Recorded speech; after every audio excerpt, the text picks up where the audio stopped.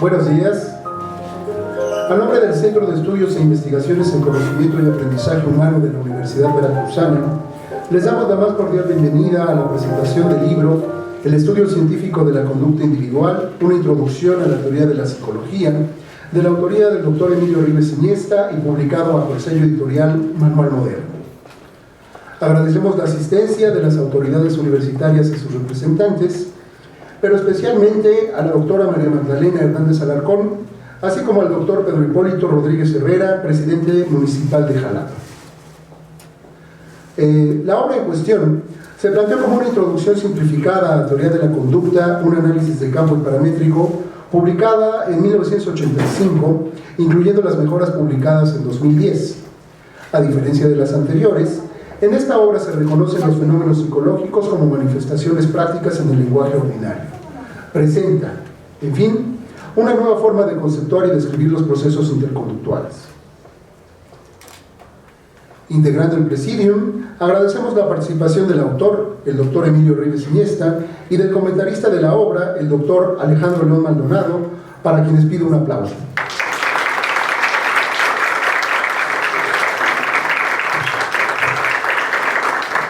Antes de comenzar, a continuación se dará paso a la lectura de una breve semblanza del doctor Emilio Ribes Iniesta, a cargo de la licenciada Diana Estefanía Andrade González, estudiante del doctorado en Ciencia del Comportamiento de esta casa de estudios.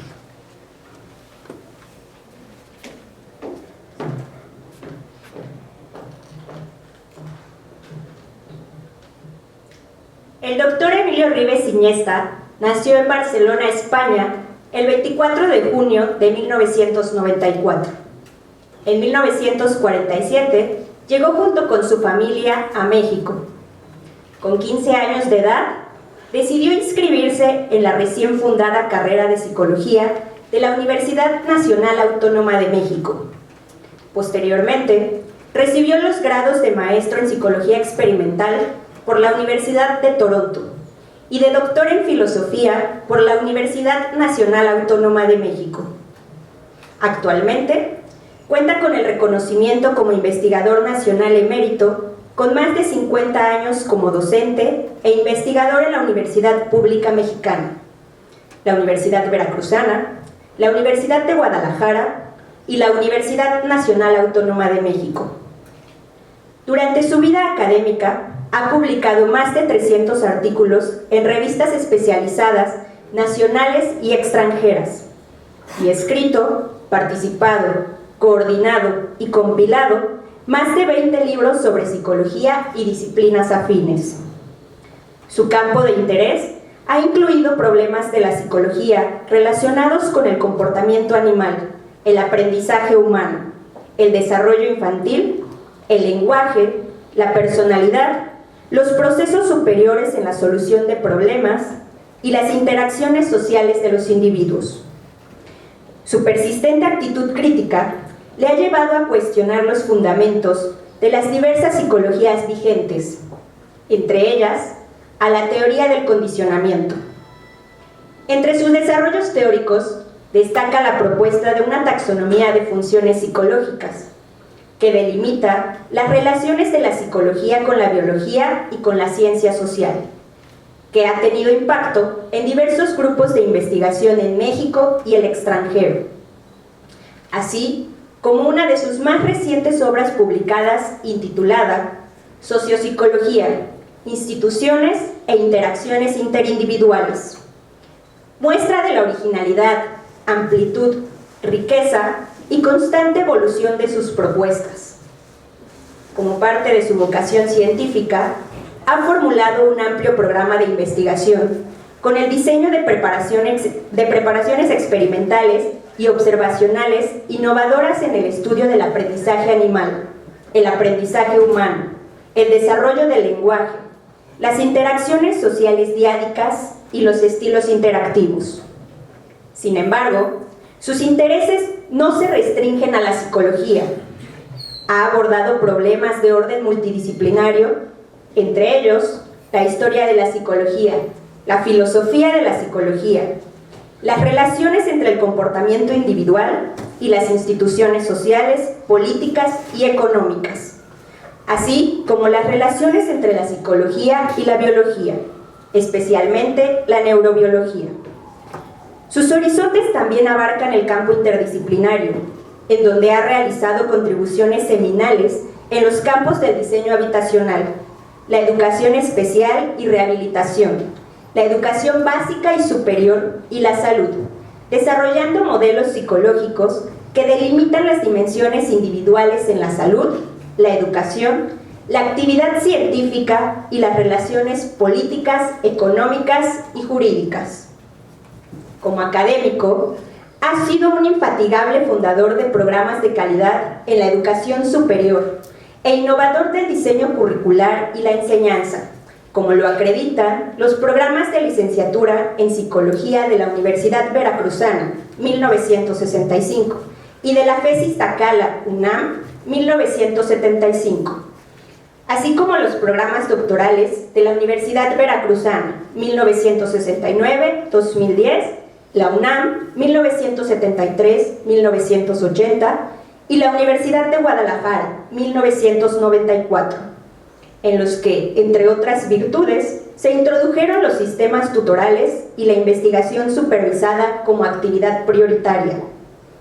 Ha fundado también la Unidad de Investigación Interdisciplinaria en Ciencias de la Salud y Educación de la FES Iztacala, UNAM, 1981, el Centro de Estudios e Investigaciones en Comportamiento de la Universidad de Guadalajara, 1991, primer centro de investigación básica en psicología en México, y el Centro de Estudios e Investigaciones en Conocimiento y Aprendizaje Humano de la Universidad Veracruzana, 2010.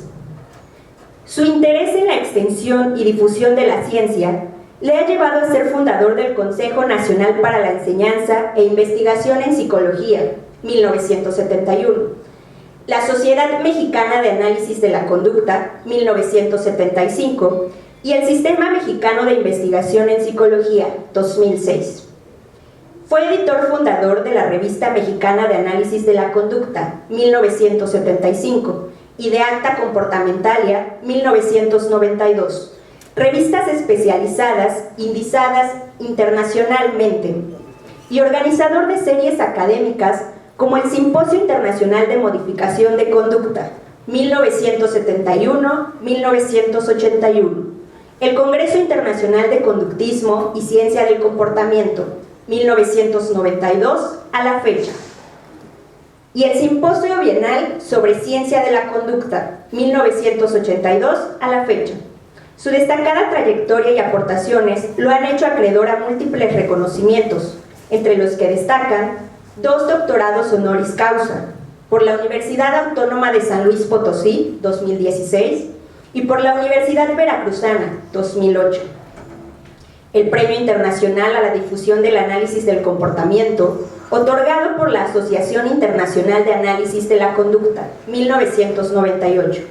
El Premio a las Mejores Trayectorias Profesionales de Psicólogos Latinoamericanos, otorgado por el Consejo General de Colegios Oficiales de Psicólogos de España, 2010. Y la distinción como investigador nacional emérito por el Consejo Nacional de Ciencia y Tecnología de México, 2010. Las contribuciones de Emilio Ribes Iniesta cubren los aspectos de una vida dedicada con plenitud a la investigación y a la enseñanza de la ciencia. Muchas gracias.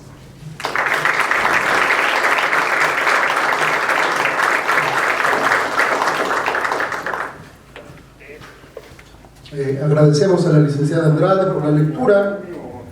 Damos paso a la intervención del doctor Ribes y del doctor León. Le pedimos al apreciable auditorio tomar nota de sus preguntas, en virtud de que al final de la presentación destinaremos algunos minutos para que el autor dé respuesta a algunas de ellas.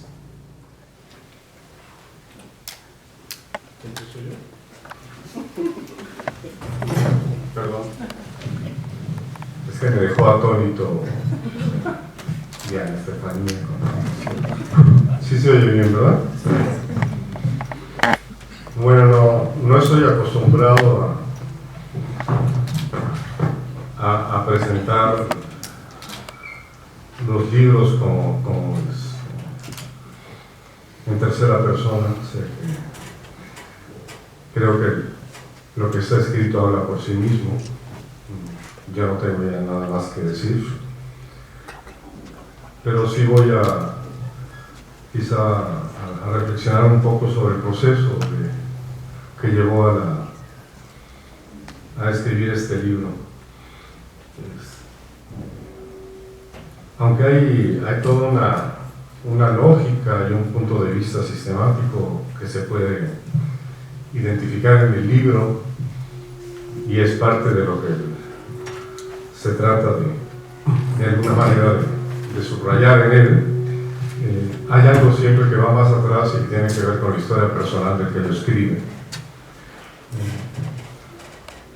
Yo soy un personaje raro en la psicología mexicana porque generalmente nunca estoy a la moda.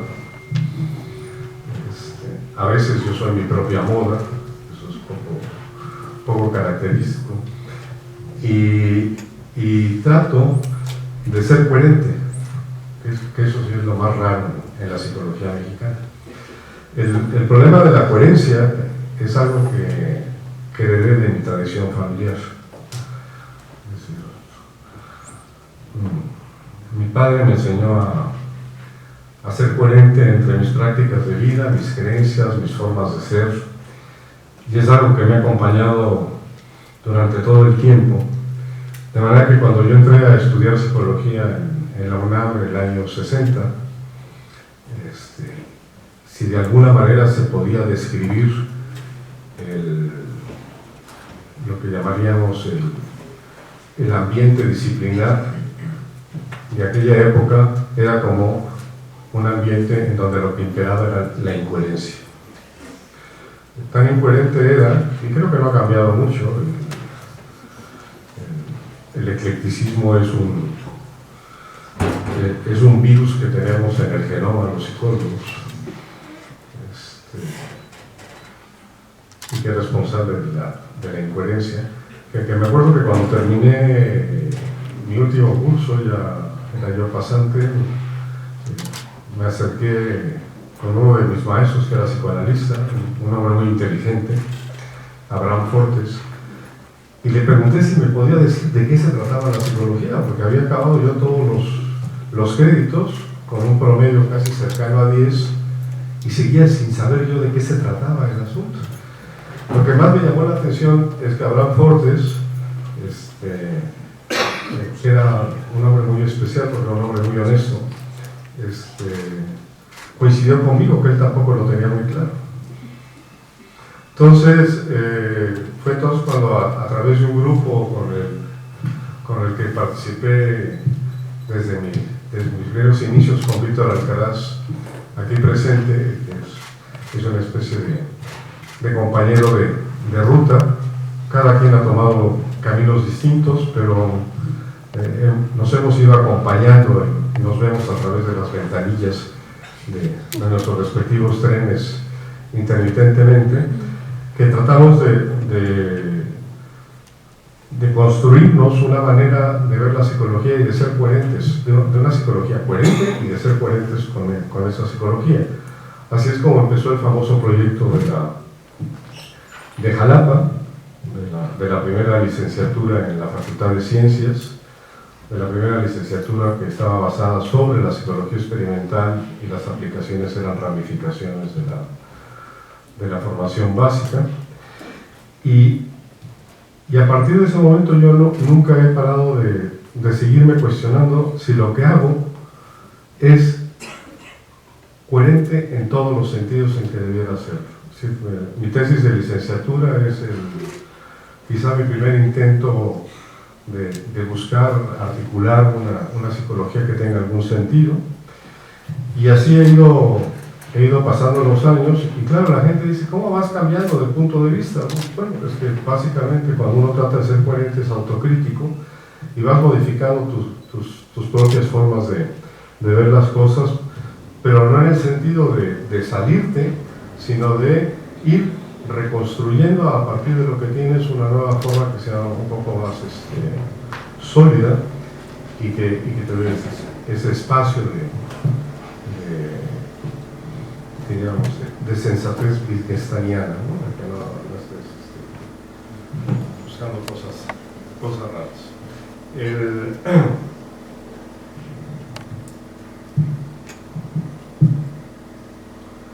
Este proceso no es independiente de la práctica, obviamente, es decir, se va generando en interacción, en el intercambio con otros colegas.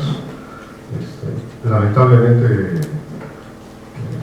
la pirámide de intercambio con los colegas se va reduciendo con los años, se va haciendo una especie de triángulo isósceles. Y aumenta el intercambio con los estudiantes, que son mucho más abiertos y que en ese sentido son un poquito más honestos intelectualmente. Yo aprendo más ya de mis estudiantes que de mis colegas. Yo de mis colegas de hace muchos años, con algunas excepciones muy particulares que realmente ya sé qué van a decir, sé por qué lo dicen y sé que no van a cambiar.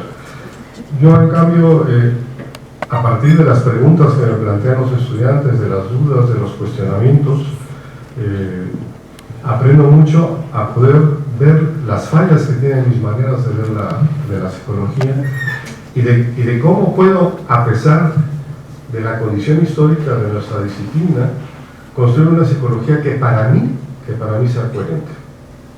Eso es lo importante. O sea,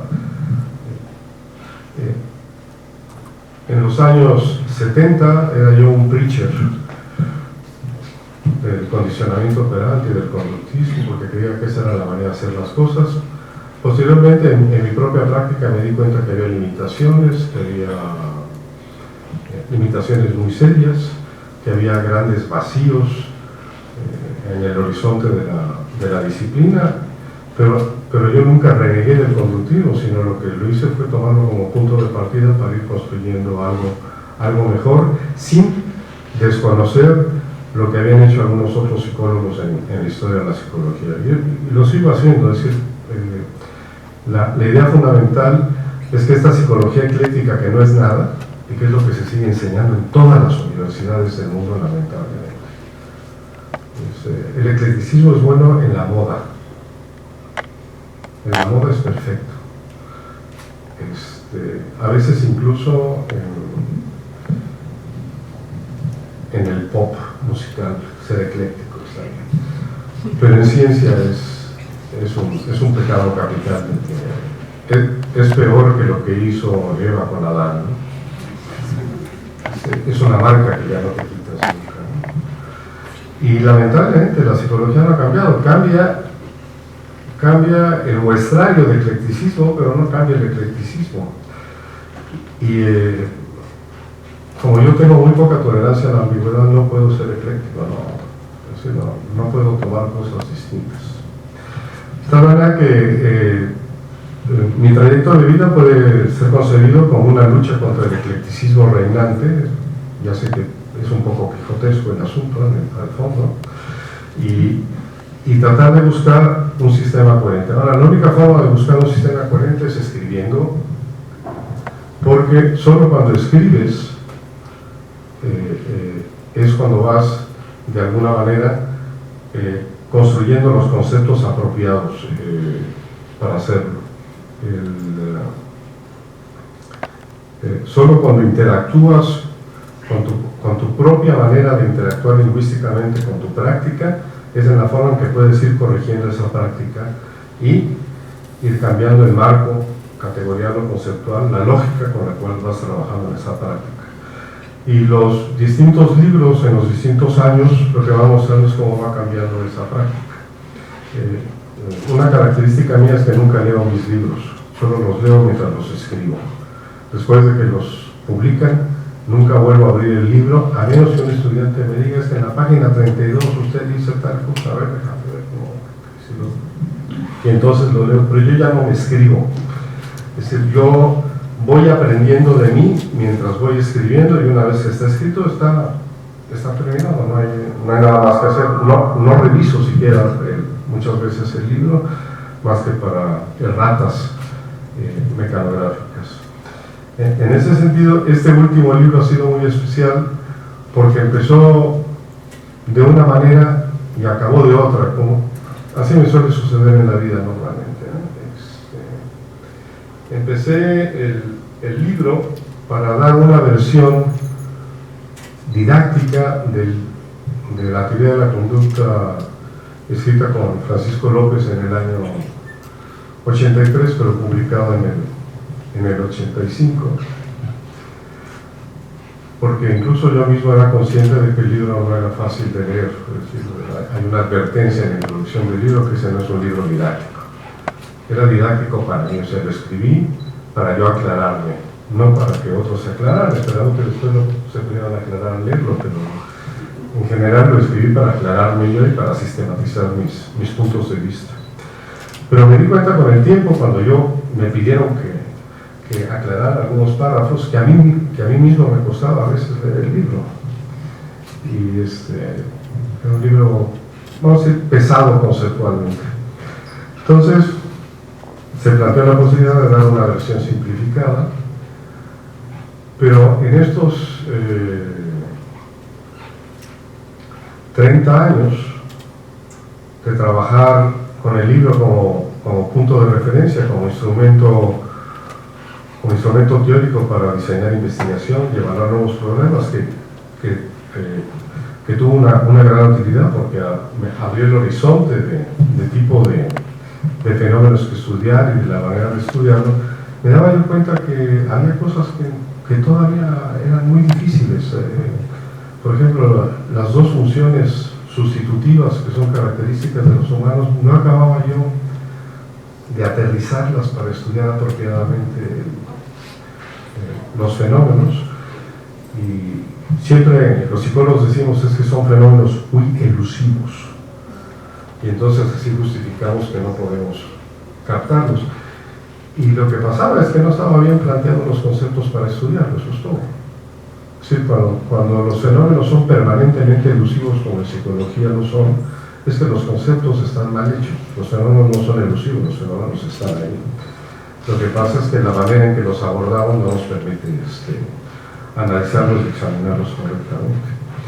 Entonces yo no me sentía de todas maneras con esa solidez para plantear un libro introductorio de algo que todavía yo no veía con toda claridad. Entonces,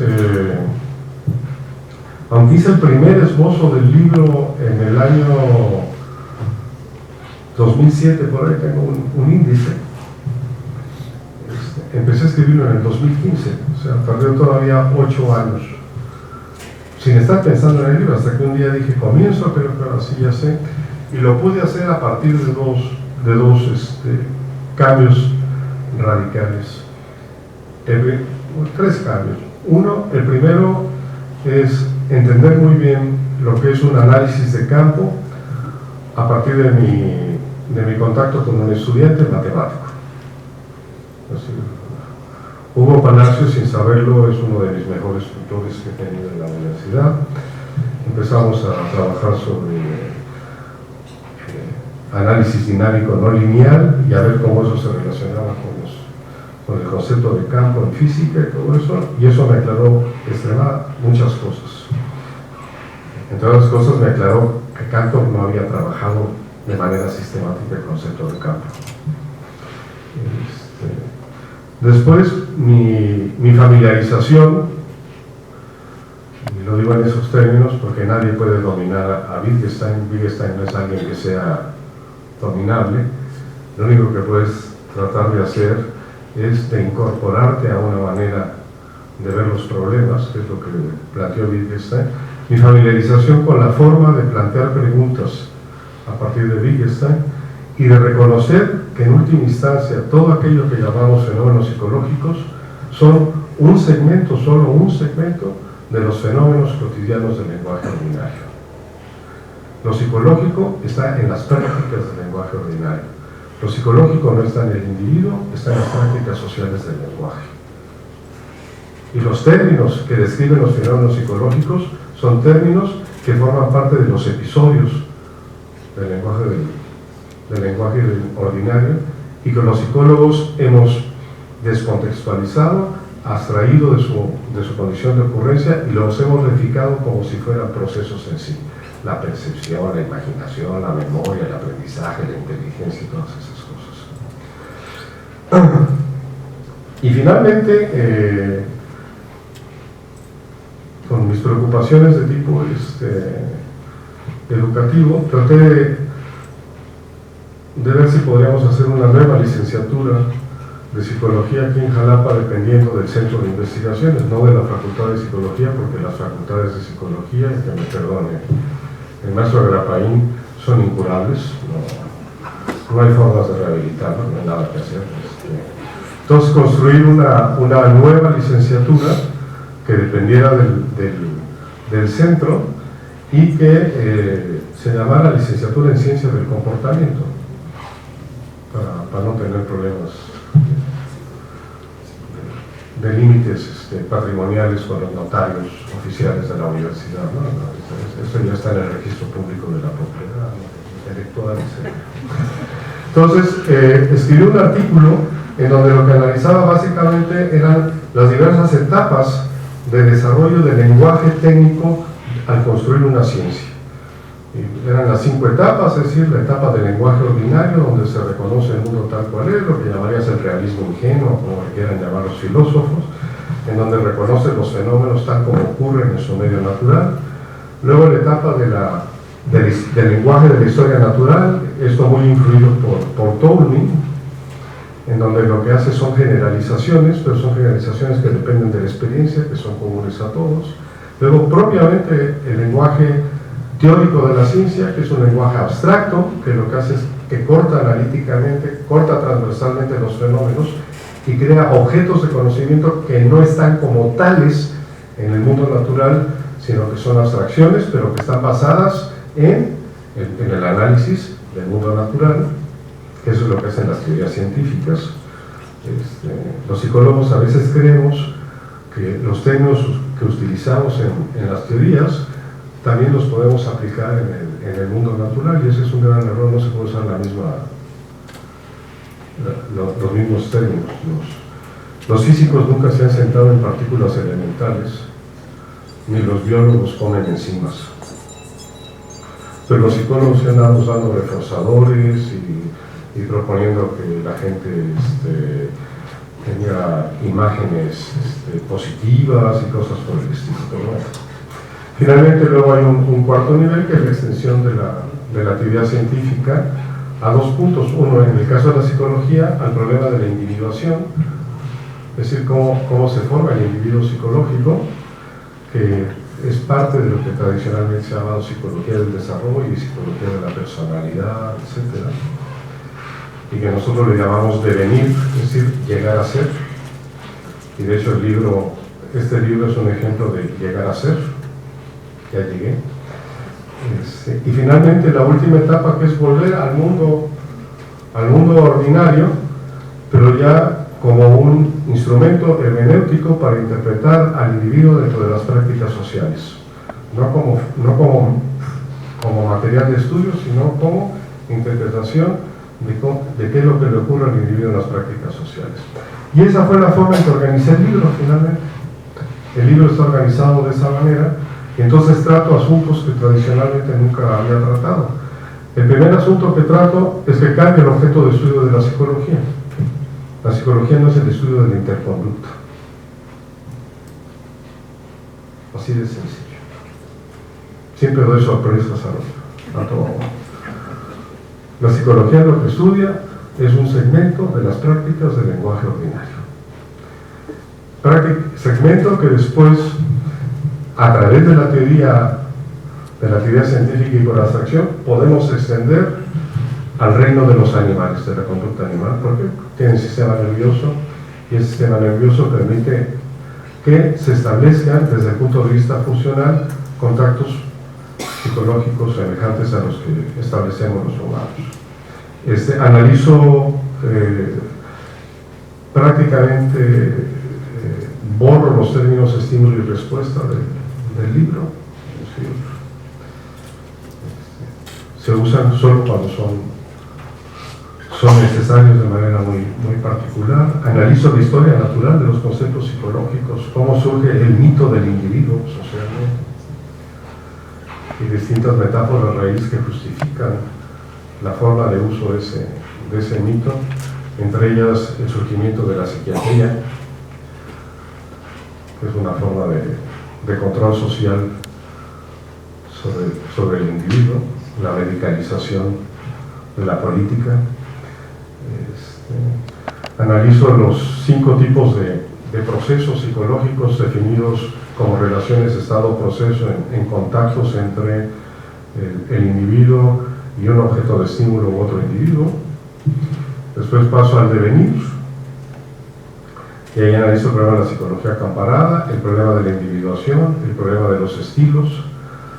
Aparte de los estilos interactivos, aparecieron otros estilos mientras iba escribiendo el libro. Lo interesante es que eso que escribí no lo tenía yo planeado, lo fui escribiendo a medida que iba saliendo. Siempre he dicho que cuando André Breton hablaba de la escritura automática de los surrealistas, probablemente yo soy un surrealista sin darme cuenta, pero escribo automáticamente. Es decir, cuando empiezo a escribir cosas que no había pensado. Y el libro, en ese sentido, es un libro que surge de sí mismo, no hay ningún protocolo previo, más que el gran lineamiento de los pasos. Y finalmente, analizo las relaciones de la psicología de tipo multidisciplinario con los 2 límites que hacen posible lo psicológico, la biología y la ciencia histórico-social. De hecho, la psicología es el único proyecto de disciplina científica que no tiene lo que llamaríamos un objeto sustantivo que podamos señalar.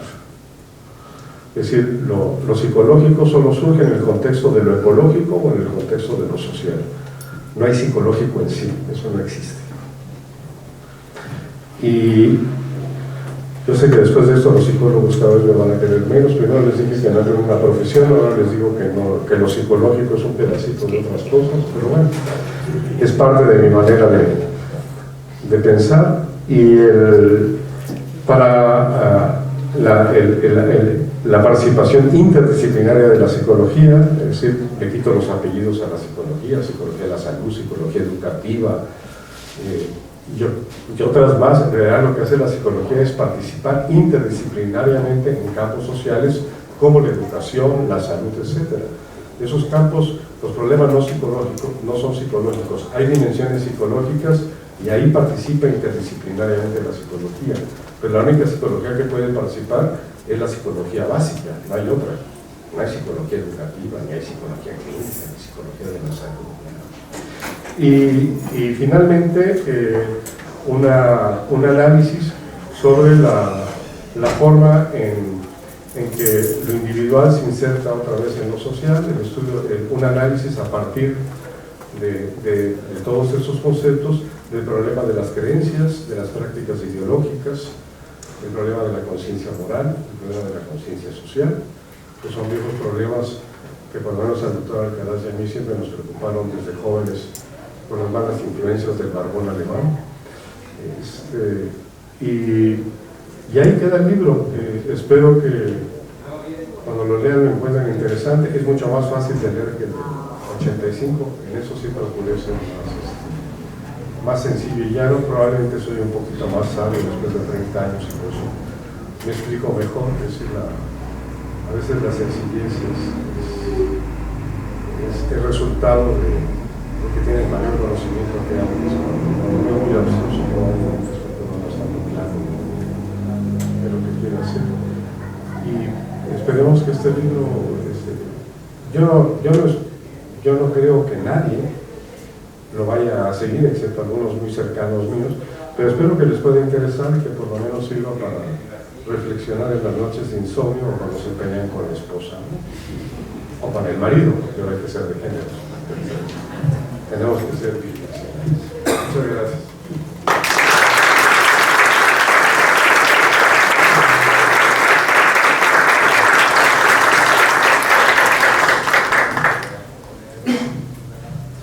Bueno, muy buenos días. Primero que todo agradezco la generosa invitación que recibí para participar como comentarista de la obra. Es para mí un auténtico honor compartir con ustedes la presentación del libro del doctor Emilio Ribes, y confío en que después de escuchar la reseña que Diana Estefanía leyó tan amablemente, sean evidentes de suyo las razones, ¿no?, de tal honor. Bueno, antes de iniciar con mis comentarios en torno a la obra, quisiera expresar algunas peculiaridades de mi participación. En primer lugar, me separaré un poco del formato estándar que usualmente se emplea en la presentación de un libro, particularmente de aquella práctica de reseñar la obra, con la inserción de algunos comentarios capítulo por capítulo. Son varias las razones para no hacerlo así. La primera de ellas es que, como habrá notado, difícilmente podré expresar mejor el contenido de la obra que el propio autor. La segunda es que el título de cada capítulo, que con los avances tecnológicos ustedes podrían consultar ahora mismo en línea, les pido que no lo hagan para no perder al auditorio. El título es descriptivo en buena medida de lo que cada capítulo contiene, y por si ello fuera poco, cada capítulo inicia con un pequeño párrafo que sintetiza lo que será tratado a lo largo de este. De modo que si mi participación consistiera en presentar una reseña, tal vez lo más digno que yo podría haber hecho sería transcribir esos pequeños párrafos, venir, leérselos, pero una tarea obviamente así en un espacio como este carece de sentido. Entonces no lo haré. A mi juicio, dos de los propósitos fundamentales de un evento como el que hoy nos convoca son, por un lado, presentar a los lectores potenciales un panorama general de la obra en cuestión, y aquí lo de lectores potenciales cobra especial relevancia después de lo que nos acaba de decir el doctor. Probablemente algunos psicólogos salten, ¿no?, del barco. Y por otro lado, es estimar el mérito y el valor de la obra. Para cumplir con estos dos propósitos, lo primero que hay que hacer es responder a la pregunta, justamente, ¿quiénes son los lectores potenciales del libro?, para después responder cuáles son los méritos y el valor que la obra tiene o podría tener para tales lectores, por supuesto, desde los marcos de sus respectivas prácticas. Serán pues estas dos sencillas preguntas las que guiarán mis apuntes sobre la obra, y de las que me valdré para poner en perspectiva, espero con algo de decoro y de justicia, la dimensión de la obra que hoy nos presenta el doctor Emilio Ribes en estas 500 páginas sin desperdicio. Antes de empezar a responder estas preguntas, considero pertinente presentar un panorama muy general de la psicología contemporánea, panorama que, como veremos, es más bien oscuro. Para nadie son un secreto los problemas conceptuales perennes de la psicología: la definición de su objeto de estudio, la relación mente-cuerpo, o en su defecto la naturaleza de los conceptos mentales, el problema de la causalidad y el determinismo, así como la posibilidad de una ciencia de la conducta humana, solo por citar algunos. A estos problemas conceptuales se suman los desencantos empíricos a los que han llevado las aproximaciones que se refugiaron en la metodología de la investigación de tipo ateórico como bastión de la ciencia, así como aquellas que se adscribieron a la promesa de cientificidad de sustancializar lo psicológico en el sistema nervioso central. Son tantos estos desencantos empíricos que se podría escribir un libro en torno a ellos. Sin embargo, referiré solo algunos casos recientes que forman parte de mi colección personal. Tengo una carpeta en la que voy compilando estas cosas. No les diré el título que lleva la carpeta, pero allí está. El primero de ellos se trata de una publicación del 2016 en el que en un intento por determinar la replicabilidad de la ciencia psicológica, un consorcio de 270 científicos intentó reproducir los resultados de 100 estudios publicados, de esos llamados cruciales. Resultó que más de la mitad de ellos fracasaron en replicar los hallazgos. Otro trabajo del mismo año fue en torno a un error de calibración de la resonancia magnética, a partir del cual se pusieron en entredicho 15 años de investigaciones. Los investigadores esperaban un 5% de falsos positivos, y en algunos casos dieron con un 70% de situaciones en las que el programa iluminaba una región en la que no pasaba nada. Finalmente, cito la evidencia contradictoria respecto al supuesto del papel determinante de las cualidades del sistema nervioso en la capacidad diferencial para la solución de problemas en diferentes especies.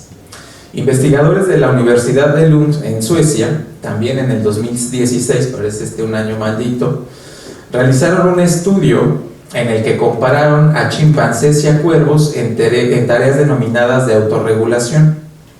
Una síntesis de los hallazgos se presentó en el portal de la universidad con el título "Cuervos tan inteligentes como los chimpancés a pesar de tener minicerebros". A pesar de la contundencia de los hallazgos, los autores no abandonaron su perspectiva neurocentrista y postularon un nuevo concepto mediador, el de densidad neuronal, como parte de una explicación ad hoc para dar cuenta de la evidente anomalía. Podría seguir el resto de la presentación, pero creo que estos ejemplos son útiles para ilustrar la crisis empírica que antes referí. Ante un escenario como el descrito, no queda más que darle la razón a Wittgenstein. En la psicología hay método experimental y confusión conceptual. Es ese nuestro pecado original. Aquella insistencia de solventar los déficits conceptuales teóricos de la propia disciplina con la importación de métodos experimentales venidos de otras disciplinas científicas, fundamentalmente de la física o de la biología de poblaciones, ¿sí?, asumiendo que hay un criterio o principios generales a todas las ciencias, o peor, impuestos desde la filosofía de la ciencia, es lo que podríamos llamar peyorativamente el cientificismo rampante de la psicología. En un manuscrito de 1933, Wittgenstein señala: esto es lo funesto de la manera científica de pensar que hoy posee todo el mundo, que quiere responder a toda preocupación con una explicación o un experimento. Wittgenstein se propone trazar los límites que concibe como la manera cientificista causal de pensar. Una forma como él busca hacerlo es mostrar que hay inquietudes o perplejidades que no se disipan ni se tratan adecuadamente dando explicaciones modeladas según el paradigma causal mecanicista. Pero su oposición al estilo de pensar cientificista pretende ir por lo general aún más lejos. No solamente trata de convencernos de que las explicaciones causales son inadecuadas para resolver cierto tipo de inquietudes que según él exigirían una aproximación diferente, a saber, obtener lo que él concibe como una visión sinóptica de aquello que nos provoca esas inquietudes, sino que también trata de mostrar que es justamente la terca insistencia en dar esas explicaciones lo que origina muchas de las oscuridades, confusiones o ilusiones. Querer dar explicaciones hipotéticas para resolver inquietudes que exigirían más bien hacer descripciones y comparaciones que ubiquen aquello que nos produce perplejidad en un contexto en el que podamos verlo perspicua o sinópticamente y así hacerlo inteligible. Querer dar explicaciones en estos casos, digo, no sería solamente un síntoma de que malentendemos nuestros propios problemas y el tipo de comprensión que queremos obtener para salir de ellos, sino también sería una fuente de otras confusiones y oscuridades, de esa niebla que impide ver claramente lo que tendríamos que ver para obtener una comprensión satisfactoria de los fenómenos que nos ocupan y que nos inquietan. En este contexto, Wittgenstein nos dice: lo sorprendente, paradójico, es paradójico solo en un contexto determinado, defectuoso por así decirlo. Hay que ampliar ese contexto de modo que lo que parecía paradójico ya no lo parezca. Justamente el libro que tenemos hoy en esta mesa nos dota de una teoría, de una visión sinóptica, que posibilita descripciones y comparaciones que ubican aquello que nos produce perplejidad en un contexto en el que podemos verlo perspicuamente, haciéndonos el universo de lo psicológico inteligible. ¿Cómo tuvo lugar el proceso de construcción de esta nueva visión sinóptica, de este nuevo contexto teórico? Es algo que el propio autor nos refirió sucintamente hace unos minutos, pero a lo que, si me lo permiten, yo agregaría a los más de 50 años de práctica disciplinar que nos ha descrito lo siguiente. La identificación de pseudoproblemas heredados de la filosofía, por definición irresolubles, y la renuncia consciente a estos. Los problemas ontológicos, epistemológicos, entre otros. La identificación del lenguaje ordinario como matriz de los conceptos psicológicos primigenios. La adopción de una perspectiva histórica, praxeológica de la evolución de los conceptos científicos y las metáforas raíz de los sistemas teóricos en los que se articulan. La renuncia explícita a los pseudoproblemas estándar que se han introducido o impuesto a la psicología desde fuera, básicamente desde la filosofía de la ciencia, los problemas de la explicación, la causalidad. La renuncia a lógicas comprensivas lineales, como la del paradigma del reflejo. La subordinación del análisis diacrónico al análisis sincrónico funcional, la subordinación del análisis molecular al análisis molar y la adopción de un enfoque praxeológico lingüístico para la comprensión del comportamiento humano. Vamos a encontrar presente a lo largo de la obra todo el tiempo a Wittgenstein y a Marx, aunque el doctor a veces no lo cite explícitamente. Después de este breve recorrido por el impasse psicológico de la psicología y de proporcionar algunos indicios, estos últimos, para poner en perspectiva la obra que hoy nos convoca, creo que podemos dar respuesta a las dos preguntas con las que inicié mi participación. Primero, ¿quiénes son los lectores potenciales del libro?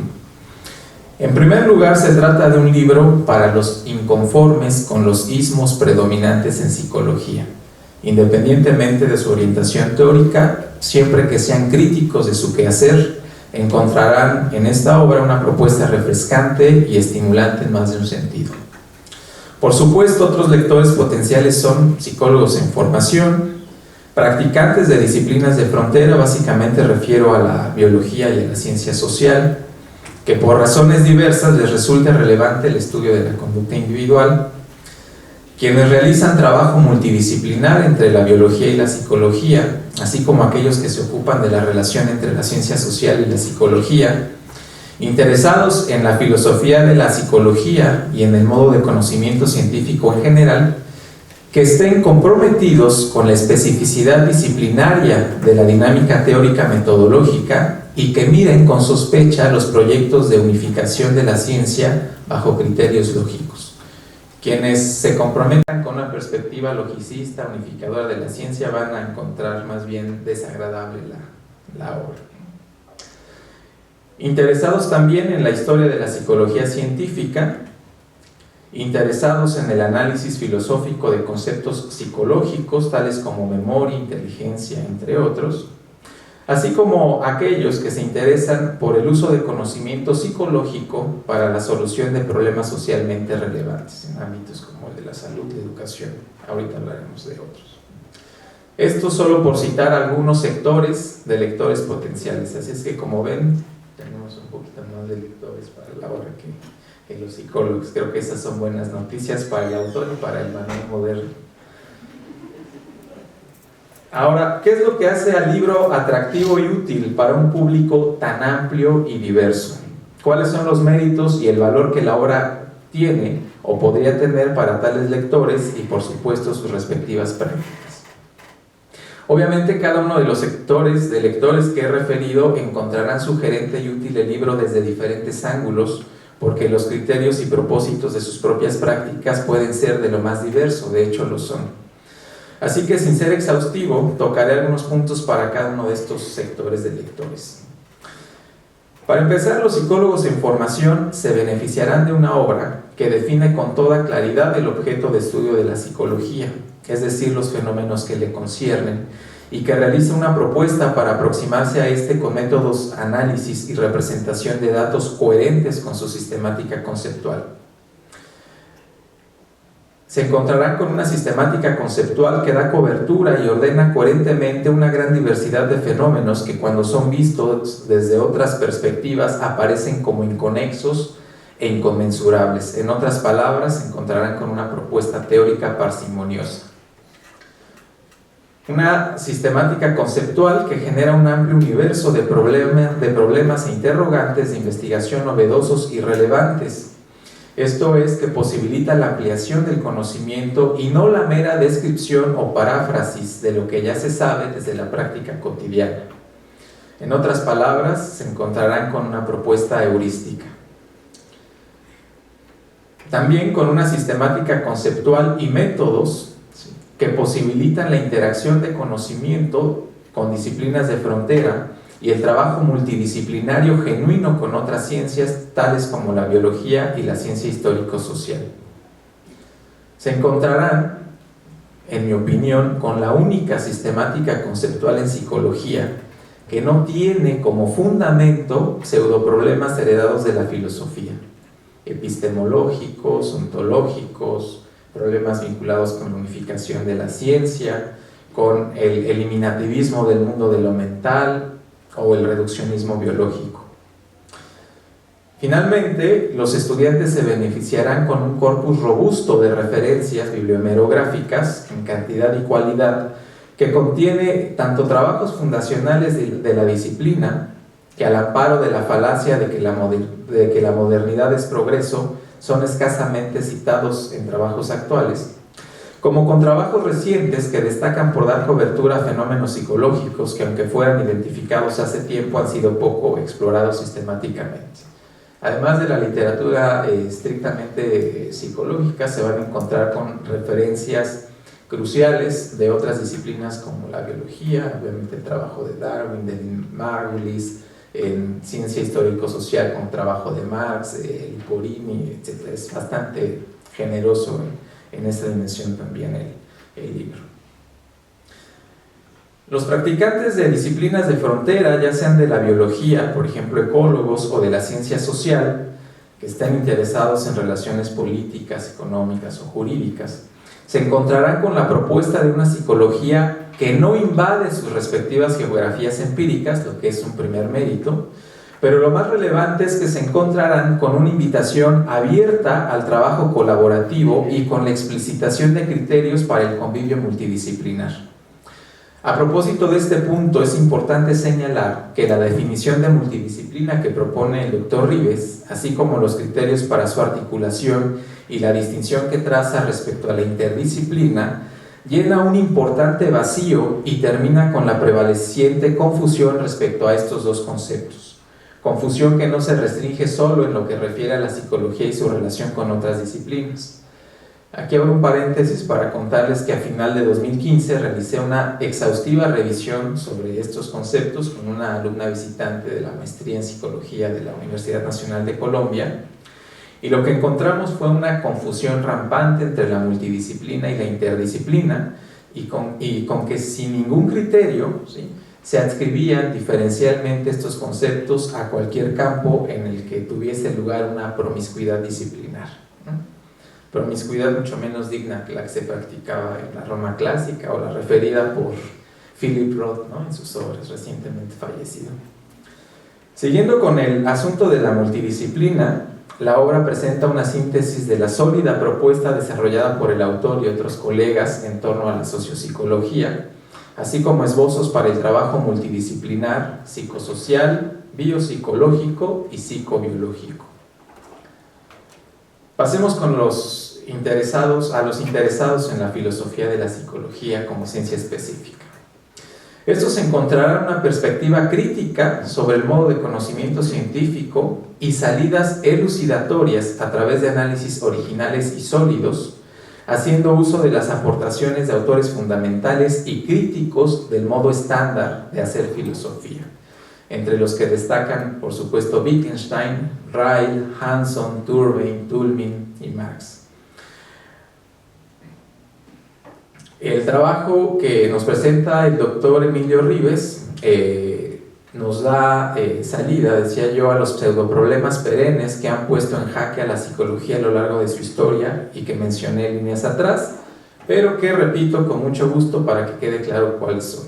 La relación mente-cuerpo, problemas de epistemología como la relación sujeto-objeto, problemas de causalidad y determinismo, así como la posibilidad de una ciencia de la conducta humana.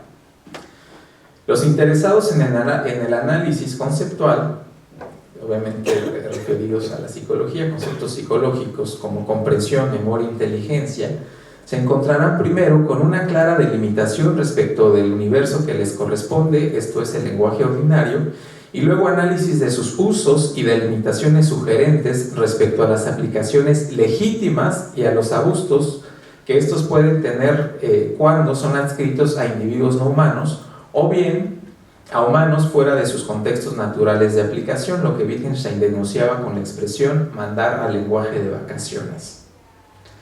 Los interesados en la historia de la psicología se encontrarán con una propuesta sui generis que trata la génesis de la fenomenología de lo psicológico en el lenguaje cotidiano del hablante normal y que caracteriza la progresiva evolución de los conceptos psicológicos a través de lo que el autor denomina su historia natural. Adicionalmente, en los capítulos correspondientes a cada una de las diversas formas de organización de los contactos psicológicos, el lector tendrá ante sí referencias y análisis con base en los criterios de la taxonomía de los contactos psicológicos propuesta, de un buen número de trabajos fundacionales de la psicología científica, entre los que destacan los realizados por Watson, Thorndike, Hall, Pavlov, Skinner, Logan, Maurer, Schoenfeld, Cantor, los gestaltistas Kohler, Dunker, Piaget, Vygotsky, Luria, por mencionar solo algunos. Continuando con la línea de la valía de la obra en lo que corresponde a la dimensión histórica, no se puede dejar de mencionar la integración del trabajo y los desarrollos realizados por el propio autor a lo largo de los últimos 46 años, cuyo recorrido empieza con un trabajo de 1972. Este recorrido nos muestra con sentido, desde la presente propuesta, la diversidad de programas de investigación, preparaciones experimentales y observacionales con las que el doctor Emilio Ribes innovó en el estudio del comportamiento animal y el comportamiento humano. Adicionalmente, se recuperan aportaciones poco conocidas y difundidas, pero seminales. Por ejemplo, la vinculada con el estudio experimental del comportamiento humano en relación con espacios físicos, arquitectónicos y urbanos, trabajo pionero en lo que más tarde se denominó psicología ambiental, y que dio lugar a publicaciones en lengua inglesa casi una década antes de la edición del primer handbook de la materia, editado por Stockholz y Altman en 1987. Los interesados en la solución de problemas socialmente relevantes, a lo que se ha abocado es la disciplina de manera dominante,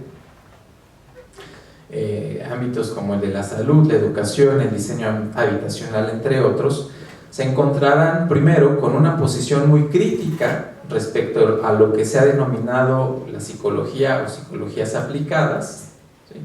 Y si bien la contundencia de la crítica anula la pertinencia de que el psicólogo trabaje directamente en la solución de tales problemas, se presenta una propuesta plausible y articulada con el resto de niveles de conocimiento psicológico para que eventualmente el psicólogo participe de la solución de estos problemas como mediador o interfaz entre el conocimiento generado en la ciencia básica y los profesionales que tienen como nicho natural los escenarios socialmente relevantes en los que el problema se inscribe. Por ejemplo, en el ámbito de la salud, los médicos, en el ámbito de la educación, los maestros, etc. Bueno, como habrán notado, hasta el momento no he dedicado explícitamente ninguna línea a los psicólogos dedicados a la ciencia básica desde la perspectiva interconductual. Esto es, a los iniciados en la teoría de la conducta. Las razones son tres. Por un lado, ellos ya esperan el libro. En segundo lugar, será en el contexto de los retos y demandas de su propia práctica, así como de los problemas de investigación de los que se ocupan, en el que por sí mismos estimarán la parsimonia y la heurística de esta nueva visión sinóptica, de esta nueva teoría de la psicología. Y finalmente, ya anticipaba que el doctor Emilio Ribes les adelantaría algunas de las sorpresas que les depara el libro. Sin embargo, agregaré que se encontrarán el desarrollo de conceptos y propuestas novedosas, ¿sí? Entre ellas la que corresponde al devenir psicológico, tradicionalmente llamado desarrollo, que ya refirió el doctor Emilio, así como ajustes en cuanto a la geografía fenoménica, esto es, al grueso de fenómenos que abarca cada contacto. Metafóricamente podemos decir que hubo un ajuste de placas tectónicas y que no solo se cambiaron los nombres de los continentes, sino que además en alguna medida hubo ajustes geográficos. También se encontrarán con un marcado énfasis en la aproximación molar y en la asunción de la no linealidad de los fenómenos psicológicos, con todo lo que ello implica para el análisis y la representación de datos. Bueno, y hasta aquí dejamos para este público potencial, ¿sí? Los apuntes y para que ellos mismos continúen con el viaje y el descubrimiento. Bueno, finalmente, la obra también le da la bienvenida al gran público, ¿sí? Fundamentalmente en los capítulos 1, 2 y en el último capítulo, el 12, ¿sí? En este último, por ejemplo, se presenta un original e interesante análisis en torno a las creencias, los criterios morales, la ideología y el cambio de prácticas. Mención especial merece el desarrollo de lo que el autor denomina el mito del individuo, que refiere a la consideración del individuo como unidad que fundamenta la vida social. En contraparte, podemos sintetizar la perspectiva del autor con la siguiente cita: el hombre hizo el lenguaje, pero luego el lenguaje, con su monumental complejidad, contribuyó a ser el hombre. Se le impone desde que nace. El individuo deviene en la colectividad y no a la inversa. Pues bien, después de este breve recorrido, espero haber cumplido con decoro el doble propósito que me planteé: presentar a los lectores potenciales un panorama general de la obra y, por otro, proporcionar a ustedes criterios para estimar su mérito y valor, y sobre todo para motivar la lectura del libro. En mi opinión, definitivamente estamos ante un legado que no se restringe a la psicología, como lo muestra de suyo la diversidad de sectores de lectores potenciales que referí. Parte de ella, es cierto, pero se desborda generosa respecto de los propósitos planteados por el propio autor, tanto a su naturaleza introductoria, ¿sí?, como a su naturaleza estrictamente disciplinar psicológica. Estamos ante una obra esencialmente honesta, producto de un pensamiento no lineal, magnificentemente fértil, que está formado, que hay que advertirlo, ¿sí?, podría dar lugar a aparentes inconsistencias al lector de mira estrecha, que está formado en la linealidad de las auditorías académicas, que se centra en el árbol, lo que le impide ver sinópticamente el bosque. Citando a David Kitching cuando caracteriza el trabajo de Marx: yo no creo que la consistencia intelectual sea siempre una virtud, ni la inconsistencia un vicio. Por el contrario, son esas tensiones, las más de las veces aparentes que de fondo, las que terminan por hacer que se desarrolle un punto absolutamente novedoso y enriquecedor. La coherencia y la consistencia absolutas usualmente solo pueden conseguirse a costa de una sobresimplificación. El Dr. Rives nunca ha estado dispuesto a pagar tan alto precio. El estudio científico de la conducta individual, una introducción a la teoría de la psicología, es una pulcra suma, no solo del trabajo del autor, sino de ricas líneas de pensamiento de otros genios que desde otras aristas han realizado aportaciones cruciales para comprender el universo del comportamiento individual. Y ya para terminar, a propósito de esto, me permitiré compartir con ustedes una cita que encontrarán al inicio del libro. Corresponde a un texto de Stephen Toulmin intitulado El Mozart de la psicología, y que cuando la leí por primera vez me hizo pensar de inmediato en el legado del Dr. Rives. Dice: a menos que los científicos conductuales occidentales comiencen a desarrollar por sí mismos un cuadro teórico más general, que tenga algo que aborde la visión y el poder integrador que tiene el materialismo histórico para los rusos, nuestros argumentos están sentenciados, creo, a permanecer bajo la medianía. Por un lado, habrá quienes vean toda conducta humana como un fenómeno más de la naturaleza, esto es, quienes están dedicados a descubrir solo principios generales dependientes de procesos universales, ahistóricos y por lo tanto libres de toda variabilidad cultural. Por otro lado, habrá quienes vean la cultura como un campo de estudio distinto y enteramente autónomo, diferente a la naturaleza, un campo dentro del cual la diversidad y variedad sean la regla y no se busquen principios generales. Por mi parte, esta polarización constante me parece una perspectiva deprimente. Sin ninguna duda, considero que Toulmin estaría de acuerdo conmigo en que la obra que presentamos aquí y ahora rompe contundentemente con dicha polarización y nos hace transitar de una perspectiva deprimente a una perspectiva integradora y alentadora. Si mi valoración es correcta, parafraseando a Mikhail Bajin, crítico literario ruso, es justo decir que el más grande don que se le ofrece a un hombre, en este caso de ciencia, es un lenguaje acuñado, desarrollado y perfeccionado por la práctica de generaciones anteriores. Recibimos dicho lenguaje como una herencia mágica, pero es derecho de los herederos, en este caso de nosotros lectores, qué, cómo y para qué disponemos de lo heredado. Gracias.